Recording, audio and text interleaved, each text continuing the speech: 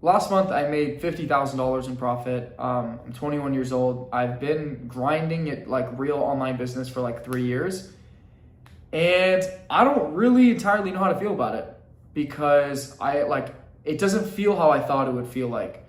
And I didn't have any crazy expectation on how I should feel when the big money started hitting. And I didn't even know if it was ever really gonna come. I was kind of just like putting my head down, working all day, every day, removed every distraction. And one day you wake up and make a little bit more and shit just clicks. And once it clicks, it moves a lot faster. If you guys ever played like Clash of Clans or like Clash Royale, you guys know what an Inferno Tower is, right? Like it's like it starts off slow and then it starts moving way faster than you could have ever imagined. And I don't know, I wanted to take a second to just document, and I feel like I would have wanted to see this 3 years ago, sitting in front of the computer looking up how to make money online. And so for the purpose of like documenting this whole thing, right now it's August 5th. Last month in July, me and the team submitted $400,000 in insurance sales. I'm in the life insurance industry, by the way. And it was my first $50,000 profit month after expenses. I'll drop like a little bank statement so you can see. Bank statements are a little higher because like Zells and shit. Anyways, this shit is very new to me. It's not like, I've been making 50K a month for 5 years and I have $1 million in the bank, Like this is the first time it happened. Like 6 months ago, I was making 10K a month. And that might sound cool to someone who's not making 10K a month, but my bills were like 10K a month. So I wasn't even like saving or putting away money. I was just like life maxing. Like you buy the car, I have an E63S. I live in a nice apartment, one of the nicest in the whole state. Like I was just life maxing, kind of spending everything I had. And for the first time, money's being put away and forgotten about, which is like weird. But I actually did just buy this watch. This was actually my dream watch for, 3 years. It was my home screen for a while, and this was $15,000. And this was the coolest shit ever. We made a whole trip out of it. Me and a bunch of the boys flew to LA. I live in Scottsdale.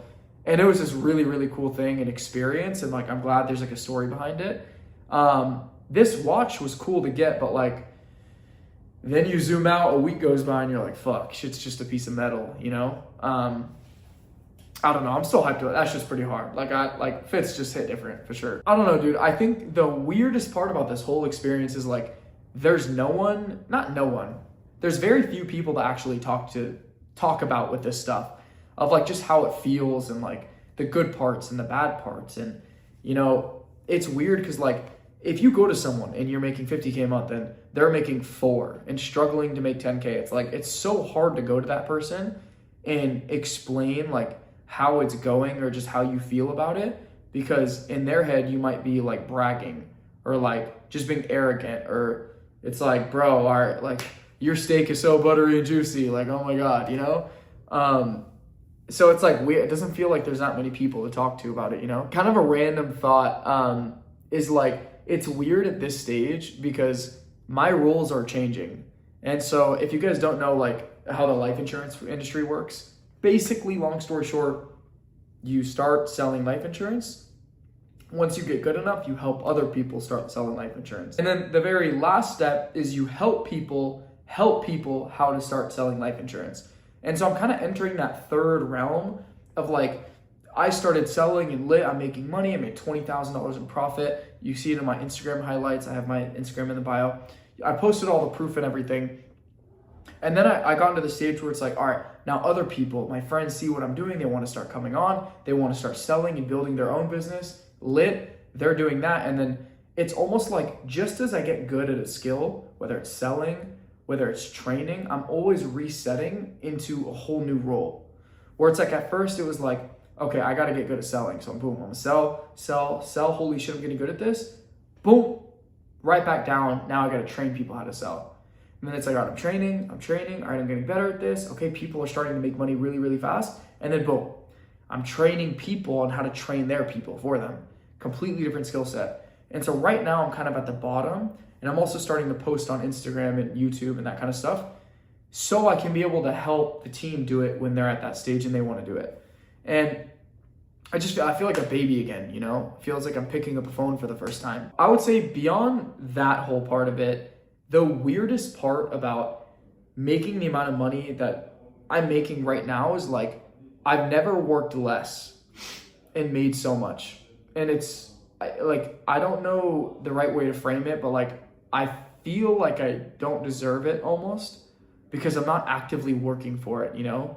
There's kind of this compounding inferno tower type analogy that I was talking about. Like when you're running a business and like you're getting paid for you actively doing something, and I'm kind of like removed from that. Like whether I show up to work or I don't show up to work, the team is growing. And it's kind of like a scary place to be at, you know? And it's a constant reminder for myself to realize like the result I'm living right now, the 50K month, like shit's being sweet, was the result of 90 days ago's work. So 90 days ago when I was having those conversations, bringing on those people, training those people, I'm now getting paid for it. And it's a constant reminder of like, I need to go even harder, or else in my head, I feel like it can all just leave like one day. And there's no way that shit's happening. I'm never going back to the broke days. Fuck that. 0% chance. I don't know though. It just feels like almost unfair. Like the fact that someone will have to sit there and work, and there are people out there who sit there and work very, very hard for their money. And at this very second in time, I'm not working that hard. And I won't say hard as in like hours. Like I may work more hours than everyone on the whole team, but it's different. Like I'm filming a YouTube video. Like it almost just doesn't really seem fair, but I don't know. I guess that's just how like the business world works, I guess. Anyways, I want a part of this to be like useful for anyone who's watching, because I would hope like 4 years ago, me watching this video, like I would hope to get some clarity from this. And I think I attribute all of my success in this industry to copying somebody. And I say that because like, it doesn't matter what industry you're in. Like in my opinion, like the game of business is there's 1,000 things you have to get done to make your first million, okay? Or 10K or whatever it is that you want to hit. And it's your job to pick the highest leverage thing to do in what order, and that's what's going to dictate how long it takes some people.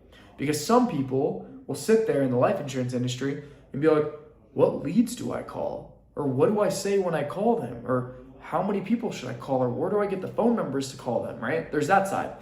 And then there's the guy who goes to somebody who knows what they're doing and is like, what do I have to do? Please show me. And obviously the guy who just copies someone is obviously going to win 1,000 times faster.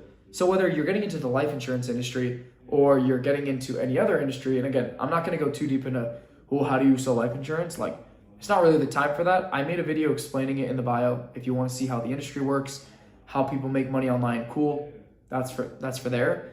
But back into the point, it's like, copy someone. Like, find someone that you fuck with.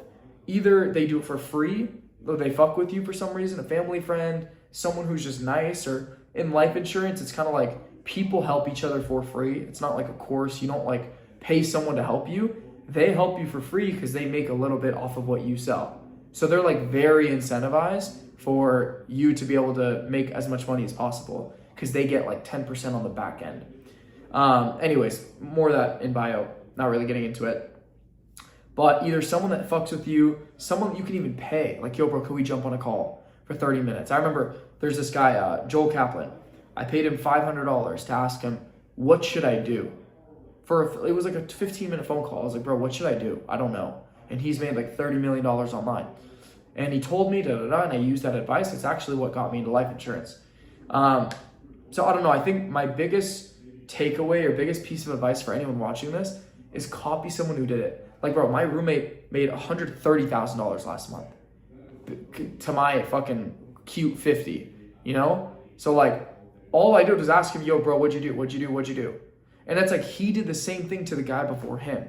Like, none of us are special. We didn't have to actually figure out anything.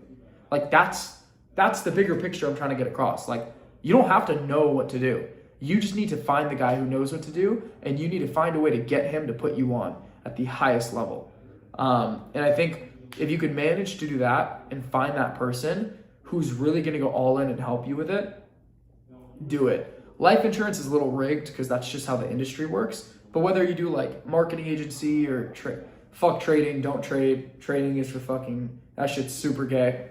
But if you're doing like a real business, like find a way to get someone to help you. I can't like hammer that enough. But long story short, the game of business is doing the boring, obvious thing so many times for an unreasonable amount of time until you win. And I use this analogy so much. It's like, you have to force greatness, bro. Like, you have to cheat your way to success.